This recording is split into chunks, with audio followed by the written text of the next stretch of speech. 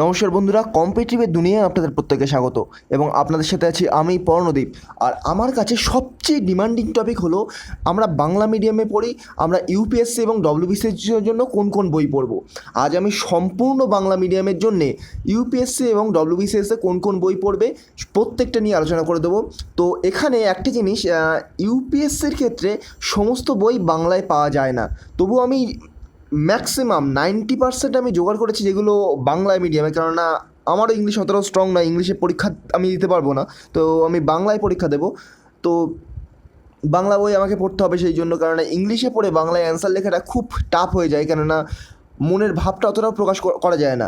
আর যেহেতু ইংলিশ মিডিয়ামে নই আমি, তো ইংলিশে অ্যান্সার লিখলে মনের ভাবটা অতটা হয়তো প্রকাশ করতে পারবো না, সেহেতু হয়তো নাম্বারটা কমে যাবে। তো আমি বাংলায় লিখবো ঠিক করেছি। তো আপনাদের কাছেও আমি যে যে বই পড়ি এবং যে যে বই দরকার সেগুলো কিন্তু আপনাদের কাছে আজ আমি তুলে ধরতে চলেছি। এটা ডব্লিউবিসিএস এবং ইউপিএসসি দুটোর ক্ষেত্রেই হেল্পফুল হবে, তবে ইউপিএসসি স্পেসিফিক্যালি আমি বলে দেবো প্রত্যেকটা। ডব্লিউবিসিএসেরটা আগে বলে দেবো, তারপর ইউপিএসসি বলে দেবো, একসাথেই বলবো দুটো, হিস্ট্রি পলিটি এভাবে ভাগ করে। তো চলুন শুরু করা যাক। আর শুরু করার পূর্বে একটি রিকোয়েস্ট, ভিডিওটা সম্পূর্ণ দেখবেন এবং ভিডিওর লাভ সম্পূর্ণ ওঠান। আর ভিডিওটি ভালো লেগে থাকলে এই ধরনের ভিডিও আরও পেতে আমার চ্যানেলটিকে সাবস্ক্রাইব করতে এবং পাশে থাকা বেল আইকনটি প্রেস করতে ভুলবেন না। তো চলুন শুরু করা যাক। প্রথমে আমরা হিস্ট্রি নিয়ে আলোচনা করি। যদি আপনি ইউপিএসসি দিতে চান তাহলে হিস্ট্রি প্রথমে ক্লাস 9-এর ডব্লিউবিবিএসসি বোর্ডের এই বইটা পড়তে পারেন, ক্লাস 9-এর। তারপরে ক্লাস 10-এর ডব্লিউবিবিএসসি বোর্ডের এই বইটা। তারপরে এটা অনেকটা পুরনো বই, এটা 1999 সালে এই বইটা পাওয়া যেত। তো এটা 1857 সাল থেকে 1947 সাল পর্যন্ত দেওয়া রয়েছে এই বইটায়। বইটার নাম অ্যাকচুয়ালি আমার বইয়ের পেজটা ছিঁড়ে গিয়েছে, উপরের পেজ, খুব পুরনো বই। তো এখানে সিপাহী বিদ্রোহ থেকে আপনার 1947 সাল পর্যন্ত দেওয়া রয়েছে। তো এই বইটা খুবই ভালো বই। আপনার ইউপিএসসি যে মেন্স, ওখানে তো হয় 1850 থেকে আপনার 1750 থেকে 1947, এবং ডব্লিউবিসিএসের ক্ষেত্রেও তো মডার্ন ইন্ডিয়া থেকে বেশি প্রেফার করা হয়। তো এই ক্ষেত্রে এই বইটা ভেরি ভেরি হেল্পফুল হবে। তো এটা বেসিক, এগুলো আপনাদের বেসিকের জন্য লাগবে। তো এটা ডব্লিউবিসিএস প্লাস ইউপিএসসি দুটো ক্ষেত্রেই একই লাগবে। হিস্ট্রি বই কিন্তু দুটো ক্ষেত্রে একই। পরবর্তী স্টেজে আপনারা পড়বেন স্বদেশ সভ্যতা ও বিশ্ব, এটা জীবন মুখোপাধ্যায়। আগের বইগুলোর থেকে একটু স্ট্যান্ডার্ড বুক এবং ল্যাঙ্গুয়েজটা একটু টাফ, এবং ল্যাঙ্গুয়েজটা বলতে আগের বইগুলো থেকে, কেননা আগের বইগুলো 9-10-এর, যদিও এই বইটাও 9-10-এর, কিন্তু এই বইটা ডব্লিউবিসিএস স্পেসিফিক্যালি লেখা হয়েছে। তো পরবর্তী যে বইটা ভারত ও বিশ্বের ইতিহাস, এটা ইউপিএসসির জন্য স্পেশালি, এটা যারা ইউপিএসসি দেবে তাদের ক্ষেত্রে এই বইটা পড়া লাগবে। ডব্লিউবিসিএস দেবে এই বইটা পড়া লাগবে না, কেননা এখানে আপনার আর্ট অ্যান্ড কালচার ভালোভাবে বিশ্লেষণ করা রয়েছে। আর্ট অ্যান্ড কালচার কিন্তু ডব্লিউবিসিএসের মেন্সের সিলেবাসেও নেই, প্রিলিমসের সিলেবাসেও নেই। হয়তো একটা এমসিকিউ চলে আসে প্রিলিমস, সেটা আপনি এমনি মেডিভেল এবং অ্যানসিয়েন্ট হিস্ট্রি পড়েই অ্যান্সার দিতে পারবেন। কিন্তু ইউপিএসসির ক্ষেত্রে মেন্সে এই আর্ট অ্যান্ড কালচার পেপার 1-এ, জিএস পেপার 1-এ কিন্তু এখান থেকে কোশ্চেন আসবে, অর্থাৎ এটা পড়লে কিন্তু অনেকটা ক্ল্যারিটি আপনারা পেয়ে যাবেন। তো এটা আপনার ইউপিএসসি জিএস, এই বইটা ইউপিএসসি জিএস 1-এর জন্য ভেরি ভেরি হেল্পফুল। এটা কিন্তু ইন্ডিয়ান মডার্ন হিস্ট্রির ওপর লেখা, আর এটা ডব্লিউবিসিএস মেন্সের জন্য ভেরি ভেরি হেল্পফুল হবে। তো এই গেল হিস্ট্রি। তো এরপরে আসবে পলিটিতে সবাই বলে এম লক্ষ্মীকান্তের বই হলো বাইবেল, কিন্তু আমি বলি এম লক্ষ্মীকান্তের বই না পড়ে যদি এই বইটা একবার কমপ্লিট করা যায়, একবার নয় মানে এই বইটা যদি ঠিক করে কমপ্লিট করা যায়, তাহলে এম লক্ষ্মীকান্তের থেকেও বেশি নলেজ আপনারা পেয়ে যাবেন। কেননা এম লক্ষ্মীকান্তের বইতে যে ডেটা রয়েছে তার থেকে প্রচুর ডেটা এই বইটা দেওয়া রয়েছে, প্রায় 1200 পেজ। এই বইটার পেজ হচ্ছে প্রায় 1200, এবং এতে খুব ছোট ছোট করে লেখা এবং প্রচুর ডেটা। আর যদি এই বইটা একটু লেন্দি, সেহেতু পড়তে প্রচুর টাইম লাগে, কিন্তু এই বইটা আমি নিজে পড়ে দেখেছি, খুব ভালো বই এটা। আর অনাদি কুমার মহাপাত্রের লেখা স্বদেশ সভ্যতা ও বিশ্ব, ভারতের শাসন ব্যবস্থা রাজনীতির পরিচয়, এই বইটা খুবই ভালো। এটা অনার্সের বই, কিন্তু মনে রাখবেন এটি অনার্সের বই। এটা পড়লে এম লক্ষ্মীকান্ত না পড়লেও চলে, কিন্তু আপনি যখন এমসিকিউ সলভ করবেন প্রিলিমসের জন্য, তখন কিন্তু এম লক্ষ্মীকান্তের বইটা একান্তই দরকার। তো এরপরে আমরা ইন্টারন্যাশনাল রিলেশনটা দেখে নিই, কারণ ইন্টারন্যাশনাল রিলেশন থেকে অনেকটা পার্ট রয়েছে ইউপিএসসি মেন্সে, কিন্তু এখানে কিন্তু ডব্লিউবিসিএসে নেই।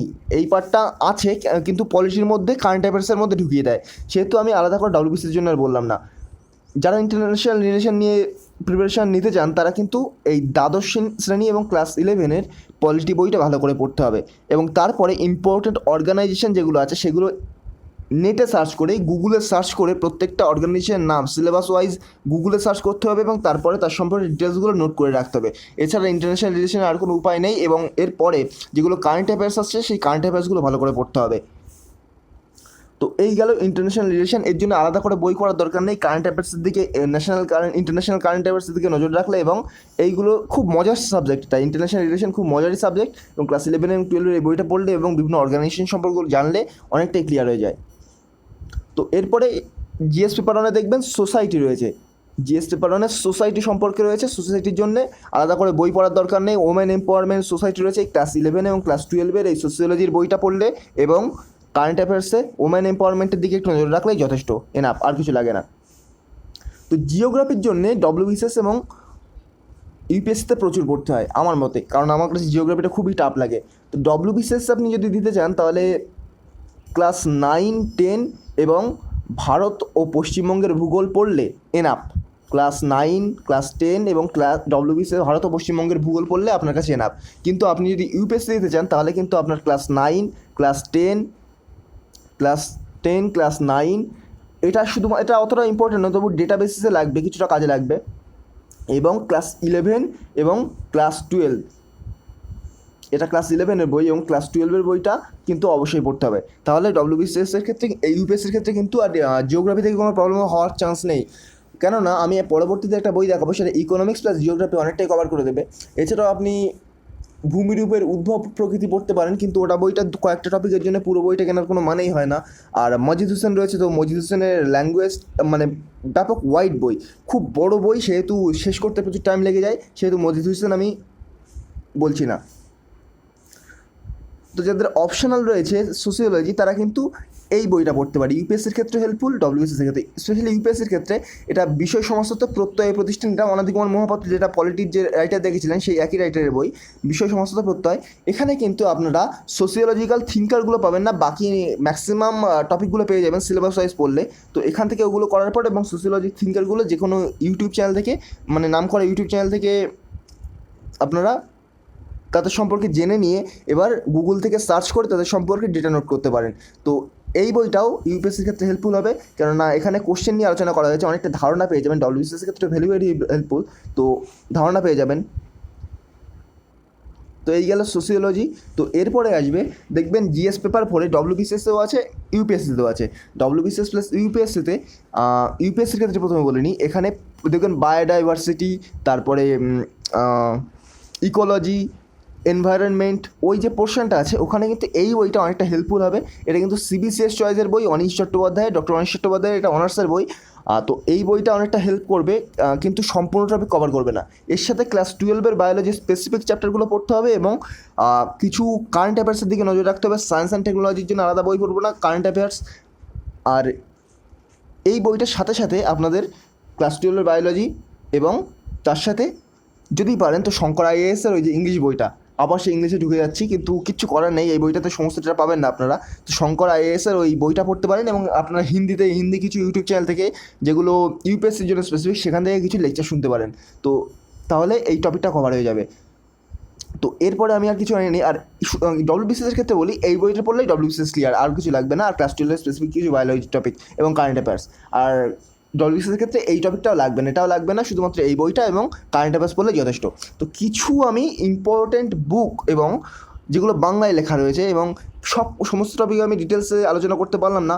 তো ইকোনমিক্সটা আমি ভুলে গেছি, ইকোনমিক্সের টপিকটা আমি ভুলে গেছি, আমি বলে দিচ্ছি। ইকোনমিক্স ইউপিএসসির জন্য প্রথমে বলে দিই, ইউপিএসসির জন্য ইকোনমিক্সের একটি বই রয়েছে, তো আমি এক্ষুনি আনছি।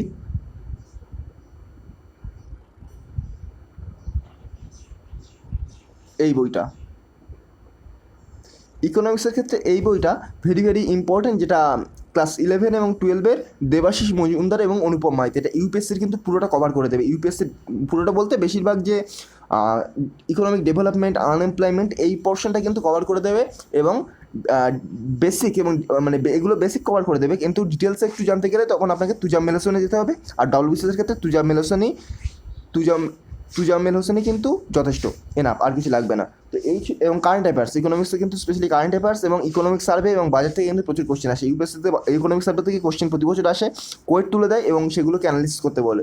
তো এই ছিল আজকের সবচেয়ে ডিমান্ডিং টপিক। এবং ভিডিওটি যদি ভালো লেগে থাকে এবং এই ধরনের ভিডিও আরও পেতে আমার চ্যানেলটিকে সাবস্ক্রাইব করতে এবং পাশে থাকা বেল আইকনটি প্রেস করতে ভুলবেন না। এরপরে আমি একদিন WBCS এর জন্য, শুধুমাত্র WBCS এর জন্য বেঙ্গলি বুক লিস্ট এনে দেবো, তখন কিন্তু অসুবিধা হবে না, কেননা WBCS এর ক্ষেত্রে পুরোটা বাংলায় পড়লেই যথেষ্ট, এনাফ। তো আজকের মতো গুড বাই, পরবর্তী ভিডিওতে আবার দেখা হবে। Thank you.